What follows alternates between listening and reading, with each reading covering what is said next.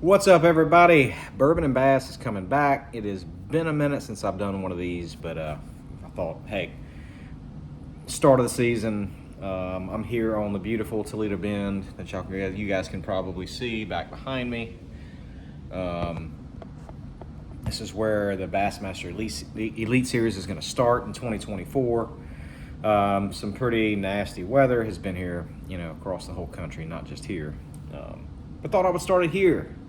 Got a cool topic to talk to you guys about, and I'm sure you probably can't see the whole bottle, but just about everybody knows what the melted wax means. That's Maker's Mark 46 Frenched Oak. All of you have seen it, and just me, I like to tell stories and behind bourbons, and then we talk about bass fishing in some capacity. So Maker's Mark 46 to start. One of the top selling, if not the top selling whiskey in America. They put it everywhere. They mass produce it. It is a blend, of course, and it's a blend of several different barrels. When you get to a mass produced whiskey, it's almost like paint. If you put every color of the rainbow of paint into one barrel, it's all going to be the same color. I don't know if it's purple or blue or whatever it comes out to. That's if you blend enough of them, you're going to get one distinct taste, and it's kind of the same situation. But then 46 came along. So 46, why are they naming it 46? It's number 46. So Bill Samuels Jr. is the son of the founders of Maker's Mark, and I think he just kind of wanted to put his stamp on something to make it a little different. They say it's aged a little bit longer than the typical Maker's Mark. They don't really go into detail about exactly how long, and it's really hard to get an age number on it because there's so many blends of barrels in it. But it's actually pretty good. For the price here, $35 or so for the Maker's 46, sometimes 40. And they're trying to market it as like a cocktail whiskey. I think they sell like Manhattan kits with the Maker's 46, but it's actually really good. It finishes great. It's like 93 or 94 proof, I believe, so it's not too hot. It doesn't taste hot. Just super caramelly oak taste to it. So actually pretty good. So I just poured, I'm actually not drinking today. I have some just Coke Zero in here right now, but I just wanted to talk about it. But Thermal Solutions, I am here at my buddy Dwayne Pittman's house on Toledo Bend that we're going to be staying at for the first Bassmaster Elite Series event. So I wanted to give a shout out to Thermal Solutions, AC heat needs in the Baton Rouge area. Thermal Solutions, if you guys ever have any needs for that, please, in the Baton Rouge area, reach out to Dwayne. Used to travel with him in the Opens, great guy. So I want to roll into a topic. I'm not going to spend too long on the bourbon side. So I kind of got into a rabbit hole last night. There's apparently this like big rift that's going on between professional anglers and influencers. And I think I watched several videos last night. I had no idea this was even going on, of anglers coming out and saying the kind of the state of the union. It's the state of the industry and how the money is getting so diluted because of multiple professional circuits and influencers, and so the money's kind of spread out, and it kind of touched some of the influencers the wrong way. And my goodness, it's caused like this back and forth and some shouting back and forth, and I don't know what's going on, but I'm here to tell you kind of my take on it. Now, before we even start, I'm going to let you know right now that I can only speak on my behalf. What I'm going through and the state of what I go through to be an Elite Series angler, and it's not easy. And watching all these videos of both professionals and influencers, nobody's really wrong per se. There's some ugliness in there that I would, I try to stay away from. But look, yes, the professional circuit and the industry and the money is getting really tight right now. That's the economy. There are a couple of things going on right now, or has happened in the last 3 to 4 years. First of all, if the industry right now is going through a reset, I do believe that. When COVID hit, there was a huge spike in sales. The industry personnel, I mean, they were just trying to make enough product in order to sell it. And it's kind of resetting itself now. It's kind of coming back to pre-COVID numbers, and so expectations were high. It's kind of coming back down. And then the other part of it is the influencer side. YouTube has gotten so big, and during COVID especially, a lot of the people that were sitting at home, couldn't go to work, were gravitating toward just any information they could get, industry related and fishing, and they were just absorbing knowledge. And these influencers did a really, really good job at absorbing that. They put a lot of hard work and dedication into what they do. So that's kind of the industry. There are several different factors that kind of keep us there. I mean, you can follow the economy, and a lot of products, or a lot of companies are kind of going through the same issue right now. It's kind of resetting itself because for whatever reason, COVID hit, businesses shut down, everybody's working from home, but everybody just wanted to spend a lot of money. Well, that just was not going to, sustain itself over a long period of time. So that's where we're at. So yes, as professional anglers, yes, money is diluted. Yes, money is just not as available as it was because we are, as anglers, influencers as well, because the guy, those of you who like to watch, Bassmaster Live and MLF and all of that, that's what we gravitate towards. Or if we want to learn a specific technique, that's what we go to YouTube. We go to Bassmaster Live or Bass University or what have you. So, I don't know why that I started getting asked a lot of questions, about the industry. People are asking me like straight up, what are my boat deals? And it all varies amongst anglers. But let me tell you this is a sport where everyone is so incredibly different. This is so different than Major League Baseball, NBA, NFL, any of that, because your contracts are based on your performance on the field. And here's a little bit different because we're all in different situations. There are some guys that are extremely good at on the water and off the water. What I mean by off the water is the YouTube side, the media side. So we're all judged based on our value, our media value. There are guys that are really good at building relationships. There are guys that are just really good at winning, and it kind of comes secondary, those relationships and those dollars.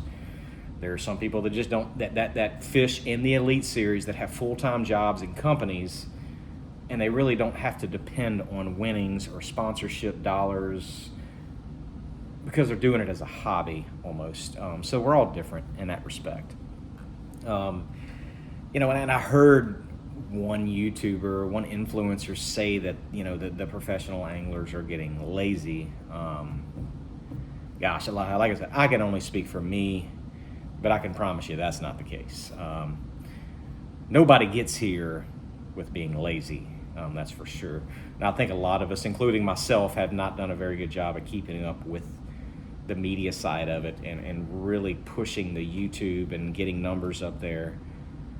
But my goodness, lazy is not a term that I would definitely use for anybody here. And I can only speak for myself. So, and the guys that I travel with are some of the hardest working individuals on the face of the planet, and just extremely good people. But I hope some people are watching that have aspirations to be a professional angler. I don't care what circuit it is. But this is an extremely tough industry, extremely tough gig. I'm a dreamer, 9 years old, sitting on the couch watching Hank Parker hold up that wooden trophy in 1989 on the James River. It's all I've ever thought about ever since. The Bassmaster Opens and now how you get into the Elite Series, and it's harder to. It's as hard as it's ever been right now because it's so competitive. But to get there, even when I was doing it, they only took 5 from each division. That was hard enough. It's even harder now. But my goodness, I'm gonna tell you this: the sacrifice that I've had to make, that we've had to make, not just to get here, but to stay here. And I don't mean just on the water, off the water, your support group, your family, the amount of sacrifice financially, family-wise, is just something that it's hard to put into perspective. And we sacrifice that because we are trying to chase a dream that nobody can see but us. Nobody. And if you're not a dreamer, you won't understand. It is so incredibly hard. I have watched my dollars over the years, the last 5 years, just go down and down and down. And I attribute that to nobody but myself. I have been swimming in a pool of mediocrity for 5 years on the Bassmaster Elite Series. I have not won. I have been close. I have typically will make 1 or 2 top 10s a year. But competing to win and getting to that blue trophy, of course, you win equals dollars, you win equals dollars, and you win equals dollars, just from the industry as well, because it means more eyes are on you. It's so hard to put into words how hard and difficult it is. And, and even personally, I have been called everything underneath the sun. I have been called irresponsible. I have been called a loser. I have been told, get a real job. And these are from people that are close to me that have no idea what it feels like to dream. It's a tough gig, guys. It is a very, very tough gig. But you're chasing a dream that nobody can see but the person you look at in the mirror every single day. And I don't care how old you are, but I want you to know what to expect. You need to have a brand, and you need to have media value, or you need to win, and a combination of the two to survive, because it's gotten that difficult to survive in this industry as a professional angler. And this is no disrespect or not knocking the influencers, like they have worked their tails off, and you know who I'm talking about. I mean, they have worked their tails off to get the media following, but hey, Joe Blow on the West Coast that is a bank fisherman that gets 250,000 views every time he posts a video. That guy is worth more than me in media dollars. From a business perspective, he is worth more than me. And if I was a business owner, if I get more return on my dollar from him, that's where I'm going to put my money. That's just fact. Is it diluted? Yes, it is. And the industry just isn't growing enough to support all the avenues that are available, if that makes sense. And personally, it's just getting so extremely tough. It's been a couple of years. Last year, I lost my title sponsor like 2 days before the event.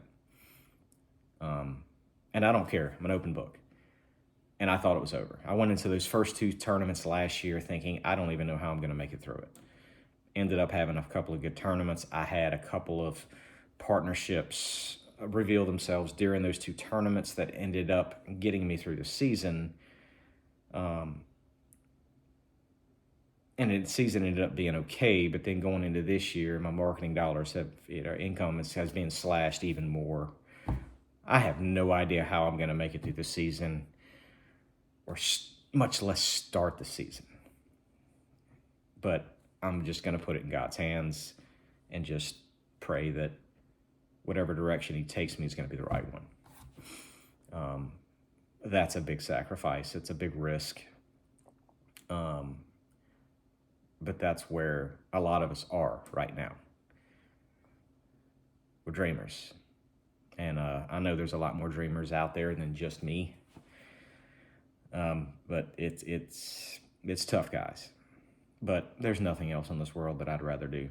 I'll eat peanut butter and jelly and turkey sandwiches for any week of the year just to keep doing what I'm doing right here. Rant over. Oh, it really wasn't a rant. I just wanted to kind of give you my perspective on it. Thank you guys for watching. If I can ever do anything for anybody, please look me up.